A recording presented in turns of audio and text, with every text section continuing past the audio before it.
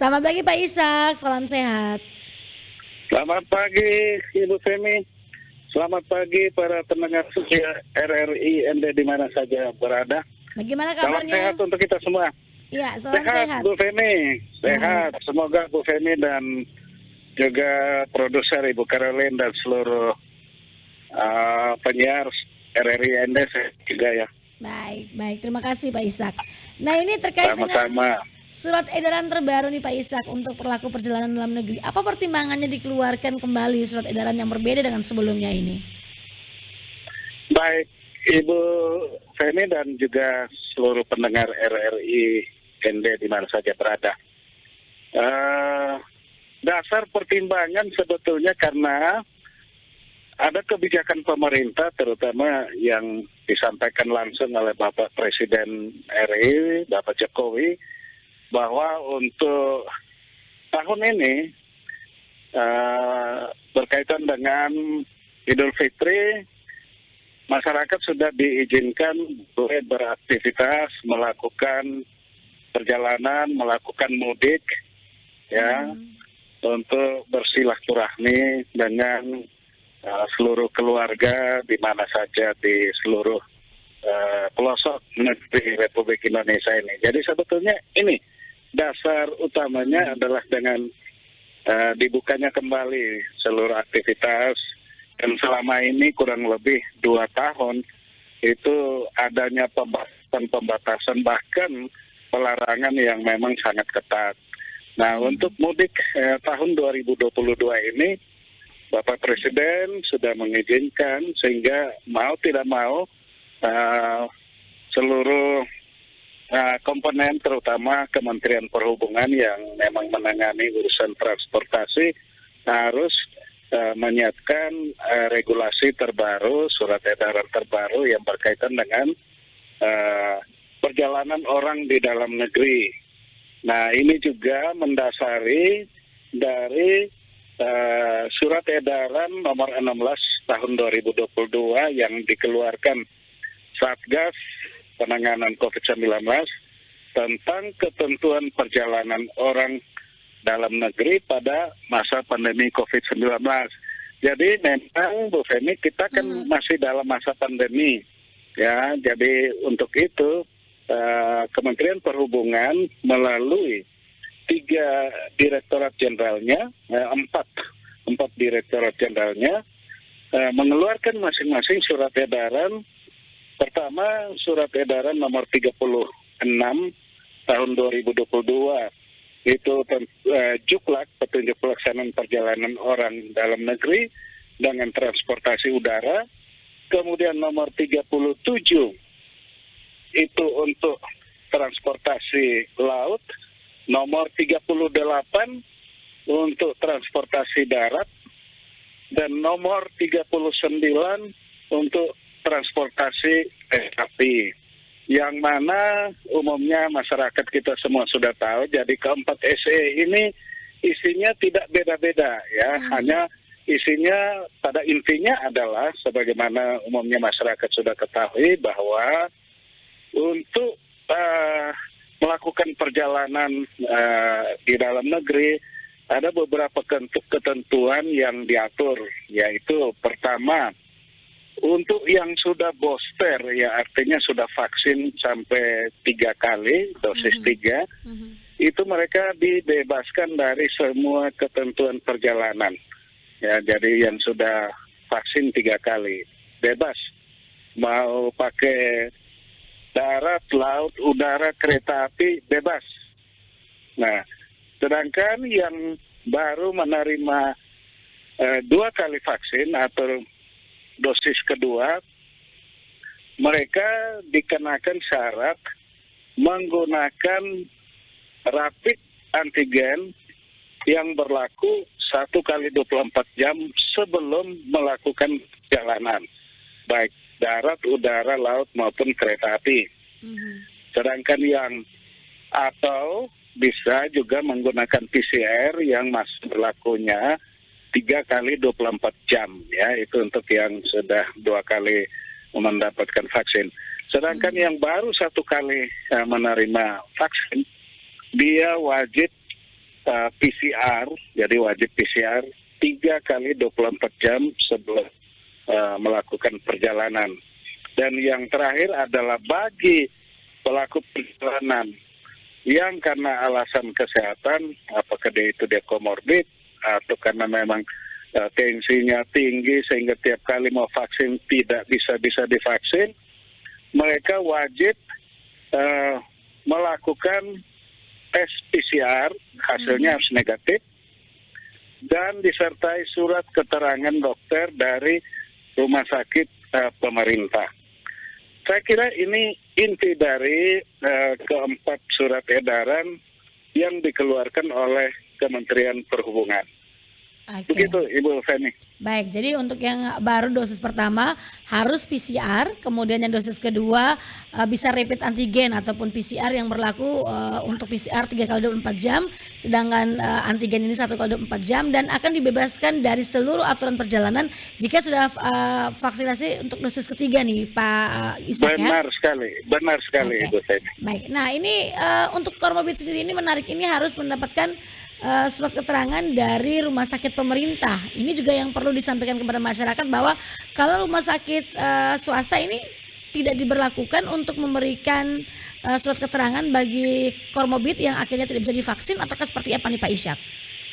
Ya, memang di dalam keempat SE itu maupun juga SE 16 yang dikeluarkan Satgas Covid Nasional, memang tertulisnya demikian. Jadi untuk yang komorbid itu wajib PCR 3 kali 24 jam dan surat keterangan dari rumah sakit pemerintah. Di sana tidak dijelaskan rumah sakit swasta, misalnya Siloam ataupun Leona, ya katakanlah yang ada di Kota Kupang ataupun mungkin yang di ND Flores umumnya. Jadi memang tidak disebutkan demikian. Ya, sehingga tentu mekanisme ini saya kira kita kembalikan kepada pemerintah daerah masing-masing. Tentunya harus dikomunikasikan apakah terkait ini bisa ada kebijakan, misalnya kalaupun dimungkinkan karena memang di suatu wilayah untuk mendapatkan itu susah, apakah bisa katakanlah dengan keterangan dari dokter dari puskesmas misalnya, karena memang tidak diatur ya di dalam kelima SE ini memang tidak diatur. Jadi kalau kita omong rumah sakit pemerintah ya sudah pasti rumah sakit umum daerah ya, itu seperti itu Bu Feni. Karena itu saya kira ini pertanyaan yang menarik yang bisa didiskusikan, disesuaikan dengan kondisi masing-masing wilayah. Apakah puskesmas bisa, apakah dokter ahli juga bisa, karena tidak disebutkan dokter ahli, tetapi disebutkan rumah sakit milik pemerintah, kan seperti itu. Jadi ini kalau hemat saya bisa dikembalikan kepada masing-masing daerah untuk menyesuaikan seperti itu, Bu Feni. Nah, kemudian bagaimana nih Pak dengan pelaku perjalanan dalam negeri bagi anak yang usianya 6 tahun ke bawah? Apakah juga diberlakukan aturan ini ataukah seperti apa gambarannya nih Pak Ishak? Ya, jadi untuk anak-anak yang berusia 6 tahun ke bawah ya itu tidak diberlakukan aturan-aturan ini, tapi mereka wajib didampingi orang tua. Jadi mereka tidak boleh berjalan sendiri, misalnya anak-anak ini. Jadi mereka didampingi orang tua. Katakanlah sekarang kan mudik, ya pasti orang tua kan akan membawa juga anak-anak mereka. Ya, nah itulah di situ mereka tidak dikenakan, tapi mereka wajib didampingi orang tua yang sudah memenuhi syarat perjalanan. Nah, jadi begitu. Jadi orang tua yang tidak memenuhi syarat perjalanan yang tadi saya uraikan, itu otomatis ya mereka tidak berangkat, otomatis anak-anaknya juga tidak berangkat. Nah, sedangkan anak-anak yang memang di atas 6 tahun yang memang sudah menerima juga vaksin, ya saya kira tetap mengikuti aturan yang di atas tadi. Jadi intinya begitu, di dalam SE itu tidak disebutkan bahwa anak-anak misalnya sampai dengan batas usia 12 tahun, tidak. tetapi karena mereka itu juga sudah dimungkinkan untuk menerima vaksin, maka otomatis mereka dikenakan aturan seperti tadi. Kalau baru 1 kali vaksin wajib PCR, 2 kali vaksin boleh antigen. Nah kalau sudah 3 kali vaksin booster bebas. Jadi sama. Jadi perlakuannya sama. Hanya untuk anak 6 tahun ke bawah itu tidak diwajibkan, tetapi wajib didampingi orang tua. Oke, baik. Nah, Seperti kemudian untuk biaya PCR dan juga antigen ini masih diberlakukan dengan harga yang kemarin, Pak? Bisa diinformasikan kembali berapa biaya yang dikenakan untuk PCR dan antigen ini, Pak Ishak? Ya, saya kira harga yang kemarin itu belum dicabut ya, belum dicabut oleh pemerintah pusat maupun di daerah. Jadi jangan sampai karena ini orang mau mudik, lalu pihak katakanlah klinik ataupun katakanlah lembaga-lembaga kesehatan yang memang mendapat izin untuk melakukan tes antigen PCR, lalu dengan mudahnya seenaknya mereka menaikkan harga. Itu tidak boleh. Jadi akan diawasi juga. Keluhan-keluhan masyarakat diharapkan disampaikan kalau memang menemukan praktek-praktek semacam ini. Jadi pemerintah sebetulnya tujuan dari pemerintah kembali memberlakukan antigen, PCR ini sebetulnya mau mendorong masyarakat untuk vaksin. Jadi begitu, karena memang sekarang ini ada banyak sekali vaksin yang sudah disiapkan oleh pemerintah di daerah-daerah, bahkan sampai di puskesmas. Jadi masyarakat didorong untuk mari vaksin. Yang belum vaksin supaya divaksin. Dengan demikian dia bebas melakukan aktivitas, terutama pada saat melakukan perjalanan. Nah, contoh semalam saya ditelepon oleh salah satu masyarakat lah, telepon meminta kebijakan karena ada keluarganya yang sakit parah dan harus segera dioperasi di Denpasar dan harus didampingi oleh orang tuanya, salah satu orang tuanya. Dalam hal ini ibunya ini karena alasan tensi setiap kali mau vaksin selalu tensinya tinggi, jadinya tidak bisa divaksin. Maka minta kebijakan. Saya bilang tidak ada kebijakan, kita taat saja kepada regulasi yang sudah ditetapkan.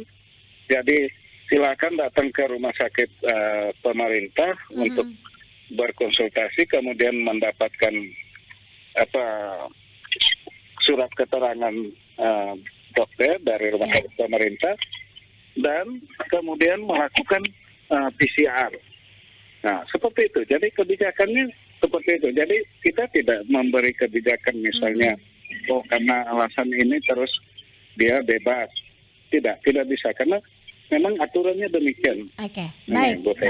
Baik Pak Ishak, terima kasih untuk informasinya pagi hari ini. Semoga ini juga bisa memberikan pencerahan kepada masyarakat, Pak ya. Selamat pagi, selamat beraktivitas kembali, salam sehat selalu. Terima kasih Bu Femi, salam sehat semua. Mendengar demikian wawancara kami bersama dengan Kadis Perhubungan Nusa Tenggara Timur Ishak Nuka. Saat ini kami ajak Anda bergabung bersama Pro 3 untuk mengikuti Warta Berita. Saya yakin siapapun pemimpin yang terpilih itu terjadi karena